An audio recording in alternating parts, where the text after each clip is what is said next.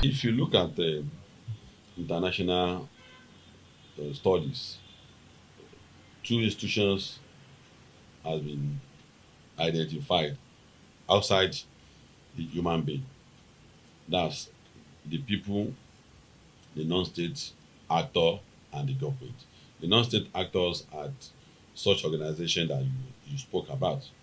And one of the reasons why such bodies play a major role is to constantly regulate the affair of nation in such a way that it's not going to become an overbearing institution on other nations. Shortly after the Second World War, the theory of balance of power was introduced into the lexicon of international politics, where a country is not allowed to acquire so much strength and become a menace to the rest of the world, which was what led to the Second World War. So it's a theory that will keep all the countries at the same level, and that's what informed the ban on the production of weapon of mass destruction. So it's not out of place if we have such organizations. That's one of the reasons. The second reason is that when you uh, run your country, you run it with the mind that you are not going to become a body to the rest of the world. And so organizations like that will constantly create a platform for you to encourage you to improve the standard of living of your people such that you won't drag the rest of the world behind, or to also conduct your affair in such a way that you are not going to become an hindrance to the existence of others. Part of the reasons why countries pay interest in the affair of some nations like Nigeria is the danger they recognize that if anything happen to Nigeria, the humanitarian crisis that will come out of the dislodgement of people will affect the entire world. So it's not about the law for Nigeria. It's also about the law for the rest of the rest of the world that 250 million people should conduct their affair in such a way that they must not become a burden to the rest of the world. So as a nation too in Nigeria, you would know that we have played roles in the military affair of many countries in the world through the ECOMOG. We were in Liberia. We were in numerous countries in Africa to maintain a peace. What is important is to interfere as equals. You must not interfere in the affair of any other nation as if you are presiding over that nation. And it has become a pattern for many of the organizations to meddle in the affair of Africa as if we are toddlers in governance. EIU's conclusion about that election is rejected by my own organization that took time to monitor the election, and several other organizations that took part as members of civil society and INEC independent observer. We rejected their impression about that election. We took part in it, and the tabulation we had, the election that asked the least challenge since 1999 was the election of 2023. So, because of reliance on social media and doctored data from other organizations who may have been inspired by opposition party, led to this kind of conclusion. If you were present in Nigeria, the death recorded in election of 1999 was far higher than the number of deaths recorded during the election in the election that held a few months back. The same thing for 2023, 2007, 2011, 2015, 2019, and 2023. So, by assessment, this election should be adjourned to be one of the freest election in the history of Nigeria since 1999. But it's amazing that this kind of reports are coming out, and that's why we will advise any agency, any organization, international organization who want to take part in this kind of exercise to take time to understand uh, what actually happened during the course of the election. The most shocking and amazing were the conclusions about AIU about Lagos. Over the time, we have always been contesting the views of academics, the views of intellectuals, the views of institutions and organizations about Lagos, because there's a there's a deficiency in the knowledge many people have about Lagos, whether it's a deliberate deficiency, whether it's natural, we don't know. The knowledge of the challenge that Lagos is having in terms of the numbers of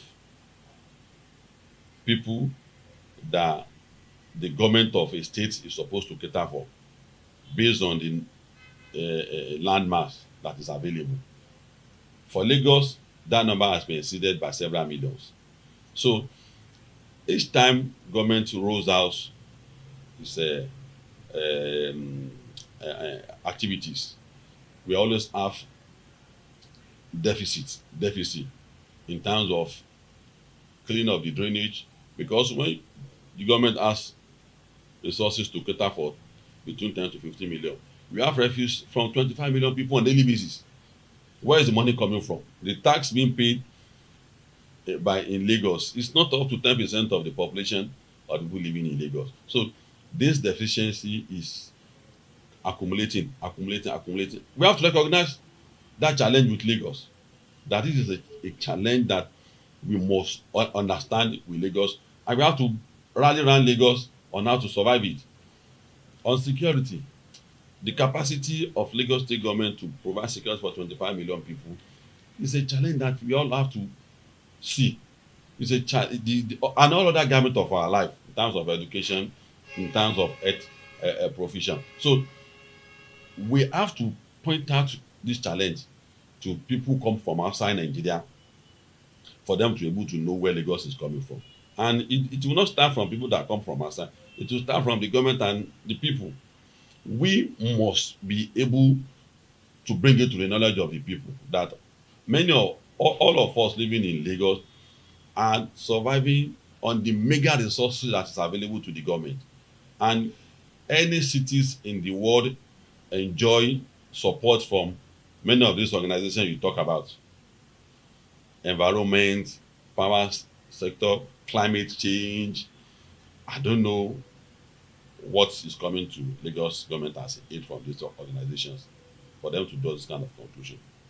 I don't know what the central government of all countries of the world does for cities like Lagos that the federal government, our own government, has done for us. Nothing. So if a state is operating from a position of weakness like Lagos State, it is good to be thoroughly unfair to draw conclusion that it's not doing its best. As far as we are concerned, the pace at which Lagos is going is so impressive, and the mathematics of the finance that they are doing that made them touch all sectors is amazing to us, and it should be a thing we should be praising the government for. It should be a thing that we should encourage other states to look at the model and use it as a model for them to also turn their own estate around. The power sector that Buhari government has devolved to state has been start as Lagos State has started it as far back as Obasanjo time, the IPP. Many other initiatives, last man and number. So, and it is not as a result of encouragement by the federal government or any other body, but because of the initiative of the leadership in Lagos. So if you put all these things together, what we expect from institution from EIU is to constantly pass a mark of distinction on Lagos to encourage Lagos to do more.